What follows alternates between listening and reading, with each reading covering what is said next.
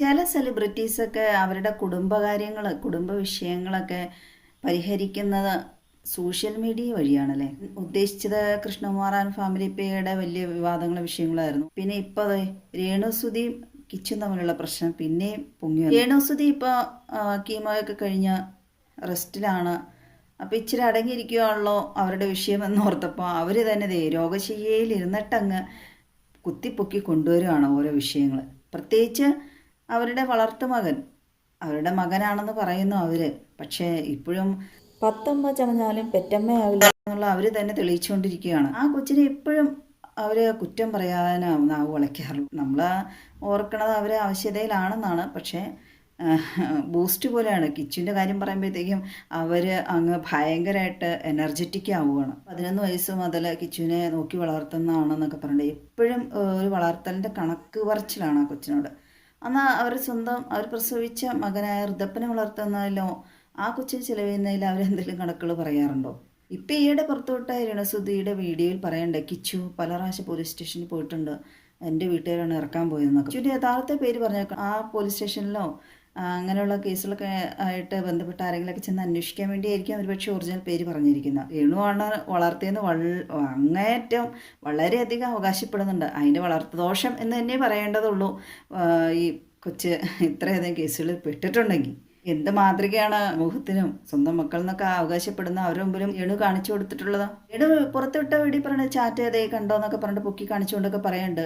കൃഷി തുടങ്ങാൻ നേരത്തെ ഞാൻ എന്ത് ചെയ്താലും ചികിത്സയോട് ചോദിക്കേണ്ട. അപ്പം അന്നേരം ഞാൻ ചോദിച്ചിട്ടാണ് തുടങ്ങിയോ നല്ല കാര്യം, 150 രൂപയാണ് ഒരാളുടെ അടുത്ത്, എന്നാൽ താട്ടെ അങ്ങനെയൊക്കെ പറഞ്ഞ് അതാ കൊച്ചു കളിയൊക്കെ വിലാട്ടോ എനിക്ക് തോന്നുന്നത് എന്നൊക്കെ ചോദിച്ച് മേടിച്ചു എന്നൊക്കെയാണ് രേണു പറയണത്. പക്ഷേ കിച്ചു പുറത്തുവിട്ട വീഡിയോയിൽ ആ കൊച്ചു പറയുന്നതാണ് കറക്റ്റ് കാര്യങ്ങളെന്നാണ് എനിക്ക് മനസ്സിലായത്. സബ്സ്ക്രിപ്ഷൻ തുടങ്ങിയെന്ന് രേണു കാണിച്ച പോലെ കോപ്രായങ്ങൾ കാണിക്കാനും തുണി ഉരിഞ്ഞ് കാണിക്കാനും എന്നൊക്കെ ആരെങ്കിലും ആ കൊച്ചു ചിലപ്പോൾ അതുപോലെ വിചാരിച്ചിട്ടുണ്ടാവില്ല. കൊച്ചു പുറത്തുവിട്ടിരിക്കുന്ന വീഡിയോയിൽ രേണു ആ നാക്ക് ചുറ്റിക്കാണിക്കുന്ന ആ നാക്ക് വിവാദം അതൊക്കെ വളരെയധികം നാണക്കേട് ഉണ്ടാക്കുന്ന കാര്യം തന്നെയായിട്ടാണ്. ഋതപ്പൻ്റെ ഫ്രണ്ട്സും സോഷ്യൽ മീഡിയ കൈകാര്യം ചെയ്യണം, ഋതപ്പനും അതെ. അപ്പോൾ ആ ഋതപ്പനും മറ്റുള്ള ആ കൂട്ടുകാരെല്ലാം അതൊക്കെ കാണുമ്പോൾ എങ്ങനെയായിരിക്കും ആ കൊച്ചിൻ്റെ അവസ്ഥ? ഋതപ്പൻ വലുതായി കഴിയുമ്പോൾ ഈ കാണിച്ചു കൂട്ടി കോപ്രായങ്ങളൊക്കെ കാണുമ്പോൾ ഓർക്കുമ്പോഴൊക്കെ എന്തായിരിക്കും അവസ്ഥ? കിച്ചിൻ്റെ അത്ര പ്രായമുള്ള കുട്ടിയായിരുന്നെങ്കിൽ രേണുവിന് സബ്സ്ക്രിപ്ഷൻ എന്നുള്ള പേരിൽ ഓരോന്നും കാണിച്ചു കൂട്ടാൻ പറ്റുമെന്ന് വിചാരിക്കണില്ല. സ്വന്തം മകനാണെങ്കിൽ കിച്ചുവിനെ എല്ലാവരും മുമ്പിൽ ഇതുപോലെ സോഷ്യൽ മീഡിയയിൽ ഇട്ട് കൊടുക്കുമോ വലിച്ചു കയറാനായിട്ട്? പലരും ആൾക്കാരെല്ലാം കുറ്റപ്പെടുത്തുകയാണ്, ആ കൊച്ചു പോയി കണ്ടില്ല രേണുവിനെ എന്ന് പറഞ്ഞ്. പക്ഷെ ആ കൊച്ചു പറയേണ്ട വീഡിയോയിൽ അമ്മനെ കാണാൻ വേണ്ടി പോയി, പക്ഷെ അമ്മ ട്രീറ്റ്മെൻറ്റ് പോയ സമയമായിരുന്നു, അതുകൊണ്ട് കാണാൻ കഴിയാതെ തിരിച്ചു പോകുന്നതാണ്. സുധിയുടെ ഇപ്പോഴത്തെ ആ വീഡിയോ കണ്ട മനസ്സിലാക്കാൻ കഴിയുന്ന അവർ ആ സബ്സ്ക്രിപ്ഷൻ എന്നുള്ള ആ വിവാദങ്ങളിൽ നിന്ന് ഒളിച്ചുകൂടാനുള്ള ഒരു ശ്രമമാണോ എന്നാണ്. അതാണ് കിച്ചുവിനെ കൂടുതലായി കുറ്റം പറയുന്നത്. അവനും ചെയ്ത തെറ്റിന് കിച്ചുവിനെ കൂട്ടുപിടിക്കും പോലെയാണ് എനിക്ക് തോന്നുന്നത്. അവൻ പറഞ്ഞിട്ടാണ് ഞാൻ ഇത് തുടങ്ങിയെന്നൊക്കെ.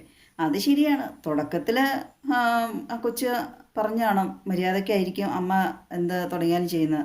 പക്ഷേ പിന്നീടല്ലേ യഥാർത്ഥ സ്വഭാവം പുറത്തു വന്നു. കിച്ചു പുറത്തുവിട്ട ആ ചാറ്റിൽ പ്രത്യേകം പറയണ്ട, അമ്മ ഇപ്പോൾ ഒരു ഫെയിം ആണല്ലോ, പിന്നെ ഇതിൻ്റെയൊക്കെ ആവശ്യമുണ്ടായി. ആ കൊച്ചിൻ്റെ ഒരു കഷ്ടാരം തന്നെയെന്ന് പറയുള്ളൂ. കാരണം സ്വന്തം ഉണ്ടായിരുന്ന അമ്മ അതുപോലെ പഴിച്ചുപോയി.